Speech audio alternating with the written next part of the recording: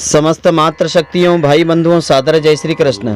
मोहिनी एकादशी का व्रत श्रद्धा पूर्वक करने से, श्रद्धा पूर्वक व्रत कथा को श्रवण करने से 1000 गौदान के बराबर फलों की प्राप्ति होती है और जन्म जन्मांतर के सभी पापों का नाश होता है।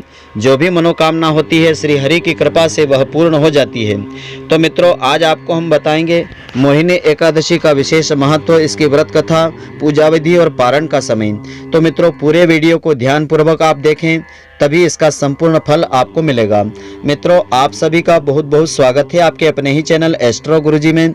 यदि आपने अभी तक हमारे चैनल को सब्सक्राइब यदि नहीं किया हो तो अभी सब्सक्राइब कर लें और बेल आइकन को अवश्य दबाएं, जिससे हमारे अगले आने वाले नए वीडियो की नोटिफिकेशन सबसे पहले आपके पास पहुंचे।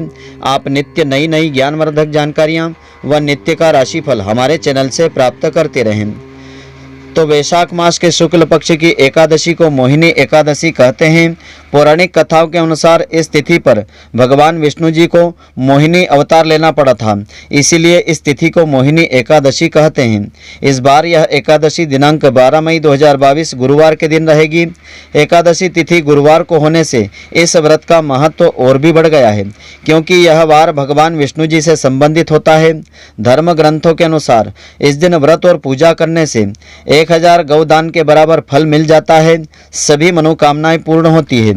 तो आइए आगे हम जानते हैं इसका शुभ मुहूर्त और इसका खास महत्व क्या होता है।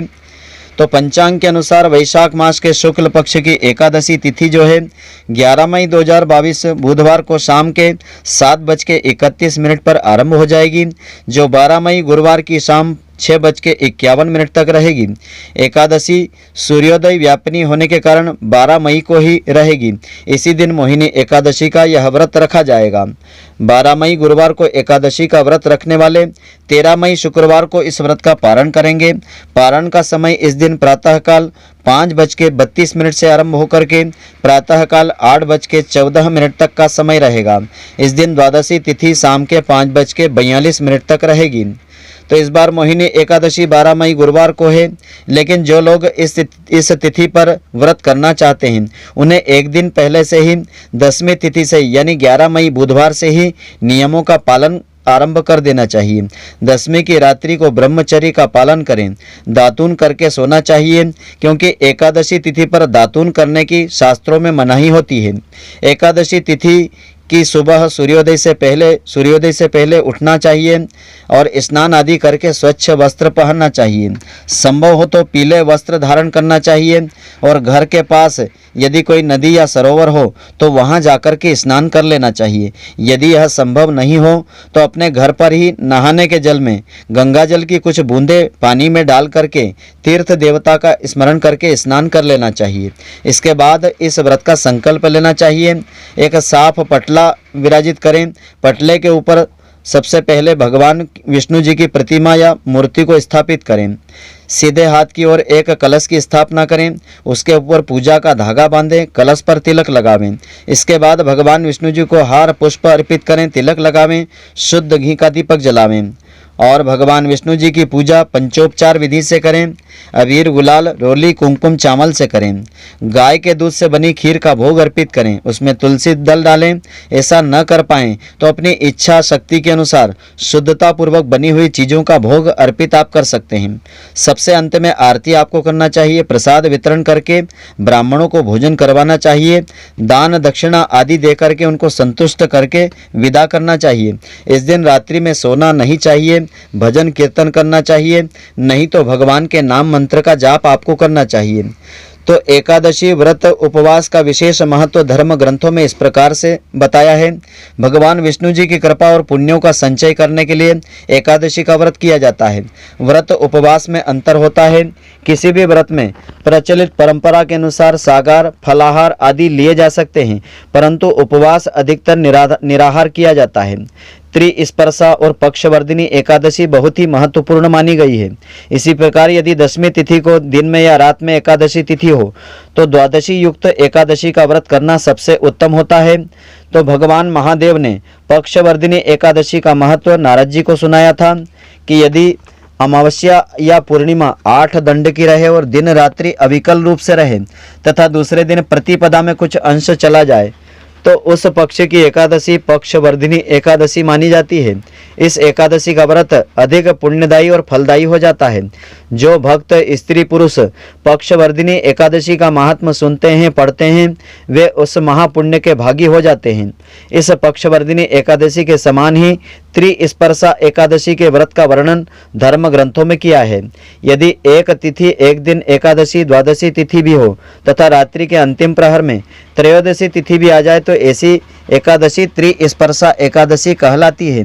इसका व्रत करने से अनंत गुणा फलों की प्राप्ति होती है। तो शास्त्रकारों ने व्रत का स्तर अलग अलग प्रकार से बताया है। आप अपनी श्रद्धा भक्ति के अनुसार जो संभव हो आप कर सकते हैं। एक होता है निर्जल व्रत, दूसरा होता है उपवास व्रत, और तीसरा होता है केवल एक बार अन्न रहित दुग्ध आदि पेय पदार्थ उसमें ग्रहण करना होता है, और चौथा होता है नक्त व्रत, दिन भर उपवास रख करके रात्रि में फलाहार करना, और पांचवा होता है एक भुक्त व्रत, यानी किसी भी एक समय फलाहार करना। तो अशक्त, वृद्ध, बालक, रोगी जो व्रत नहीं कर सके यथासंभव एकादशी के दिन अन्न का परित्याग तो कर ही देना चाहिए, क्योंकि एकादशी के दिन अन्न का प्रयोग करने से महापाप प्राप्त होता है, महापाप का भागी होता है। तो एकादशी का व्रत श्रद्धा पूर्वक करना चाहिए और भगवान के नाम जप का स्मरण करते रहना चाहिए। इस दिन भगवान श्री हरि की पूजा करने के बाद भगवान की इस मोहिनी एकादशी की पुण्यदायिनी व्रत कथा को श्रद्धापूर्वक एकाग्र चित्त से श्रवण करना चाहिए, तभी इस व्रत का संपूर्ण फल प्राप्त होता है। तो कथा इस प्रकार से है। भगवान श्री कृष्ण जी कहते हैं, वैशाख मास में शुक्ल पक्ष की एकादशी का नाम मोहिनी एकादशी है। इस एकादशी का व्रत करने से मनुष्य सभी पापों और दुखों से मुक्त हो जाता है, सांसारिक मोह ममता से भी छुटकारा मिल जाता है। तो अब मैं तुमको इससे संबंधित एक प्राचीन कथा सुनाता हूँ कि सरस्वती नदी के सुंदर तट पर भद्रावती नामक एक सुंदर नगरी थी। वहाँ द्युतिमान नामक चंद्रवंशी राजा राज्य करता था। उस नगरी में धनपाल नामक धनवान पुण्यवान एक वेश्य, एक व्यापारी रहता था। वह वेश्य अत्यंत धर्मात्मा, भगवान विष्णु का अनन्य भक्त था। उसके नगर में अनेक उसने अन्न क्षेत्र बनवाए थे, प्याऊ, कुएं, सरोवर, धर्मशालाएं आदि उसने बनवाए थे, और उसने जगह जगह सड़कों पर आम, जामुन, नीम आदि जैसे अनेक उपयोगी वृक्ष लगवाए थे। उस वेश्य के 5 पुत्र थे। उनमें धृष्ट बुद्धि नाम का 5वां पुत्र अत्यंत पापी एवं दुष्ट प्रकृति वाला था। वह न तो ब्राह्मणों का आदर किया करता था, न कभी पितरों का सम्मान किया करता था। वह वेश्यागामी जुआरी भी हो गया था। वह मद्यपान तथा मांस आदि का सेवन करता था, और अनेक कुकर्मों में वह अपने पिता के धन को नष्ट किया करता था। अनीतियों से तंग आकर के उसके पिता व उसके भाइयों ने उसे घर से निकाल दिया। परिवार के अन्य संबंधी भी उसकी निंदा करने लगे थे। तो इस प्रकार से उसको घर से निकाल दिया गया। घर से निकलने के कुछ समय तक तो वह अपने गहने, वस्त्र आदि बेच करके निर्वाह करता रहा था। जब उसके पास सारा धन नष्ट हो गया, उसके सगे संबंधियों ने उसका साथ छोड़ दिया था। अब वह भूख प्यास से व्याकुल रहने लगा। अन्य कोई आर्थिक साधन नहीं रहने के कारण रात्रि में वह चोरी भी करने लगा। एक बार वह राजा के सिपाहियों के द्वारा पकड़ा गया।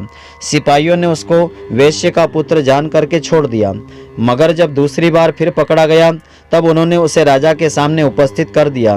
राजा ने उसे कारागार में डाल दिया, बंद करवा दिया। उसके व्यवहार को जान करके राजा ने उसे नगर से बाहर ही निकाल दिया। वह वन में चला गया, पशु पक्षियों को मार करके खाने लगा।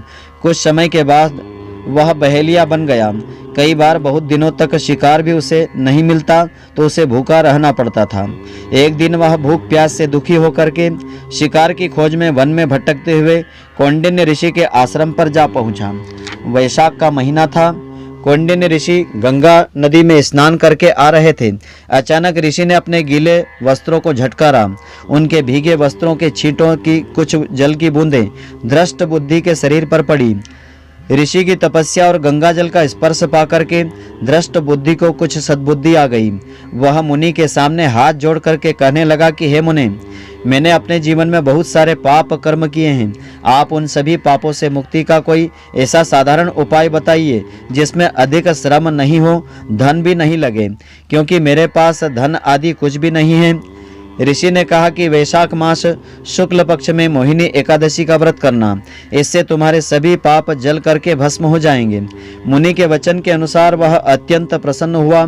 उनके द्वारा बताई गई विधि के अनुसार उसने मोहिनी एकादशी का व्रत आरंभ किया। तब गुरु वशिष्ठ जी श्री राम से कहते हैं, इस व्रत के प्रभाव से धृष्ट बुद्धि के सभी पाप नष्ट हो गए थे और अंत में वह गरुड़ पर बैठ करके भगवान विष्णु जी के धाम को चला गया।